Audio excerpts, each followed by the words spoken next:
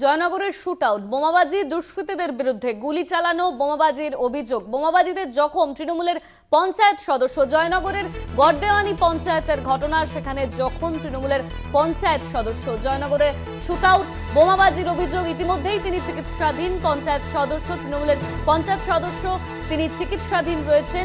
বোমাবাজিতে জখম তৃণমূলের পঞ্চায়েত সদস্য। জয়নগরের শুটআউট, বোমাবাজি, দুষ্কৃতীদের বিরুদ্ধে অভিযোগ তোলা হচ্ছে। জয়নগরের গড়দেওয়ানি পঞ্চায়েতের ঘটনা, এই নিয়ে আমরা বিস্তারিত জানবো। আমাদের সঙ্গে রয়েছেন আমাদের প্রতিনিধি প্রিয়গোপাল। প্রিয়গোপাল, জয়নগরের শুটআউট, বোমাবাজির অভিযোগ করা হচ্ছে দুষ্কৃতীদের বিরুদ্ধে, ঠিক কি ঘটনা ঘটেছিল?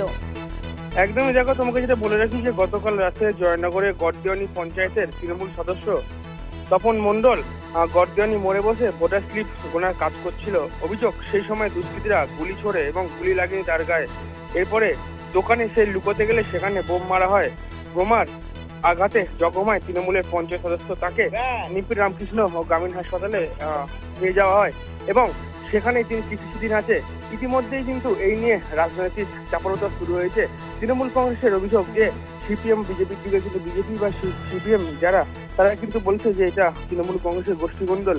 ইতিমধ্যেই কিন্তু জয়নগর থানার পুলিশ এই ঘটনার তদন্ত শুরু করেছে। জয়নগরের পুলিশের তরফে কি কাউকে এখনো পর্যন্ত গ্রেফতার করা হয়েছে? এখনো পর্যন্ত এই ঘটনায় কাউকে গ্রেফতার করা হয়নি, তবে তদন্ত চালাচ্ছে জয়নগর থানার পুলিশ। ইতিমধ্যে খুব শিগগিরই তারা গ্রেফতার করবে এমনটাই আশ্বাস দিয়েছেন। একদমই, ধন্যবাদ তোমায় প্রিয়গোপাল। আমাদের সঙ্গে ছিলেন আমাদের প্রতিনিধি প্রিয়গোপাল মুখোপাধ্যায়। তৃণমূল সিপিএম বিজেপির দিকে অভিযোগের আঙুল তুলছে, অন্যদিকে তৃণমূল সিপিএম বিজেপি তারা বলছে এটা সম্পূর্ণভাবে তৃণমূলের গোষ্ঠী কন্দলের কারণেই এই ঘটনা ঘটেছে। জয়নগরের শুটআউট, বোমাবাজির ঘটনা, দুষ্কৃতীদের বিরুদ্ধে গুলি চালানোর অভিযোগ, বোমাবাজির অভিযোগ, বোমাবাজিতে জখম হয়েছেন তৃণমূলের পঞ্চায়েত সদস্য। জয়নগরের গড়দেওয়ানি পঞ্চায়েতের ঘটনা।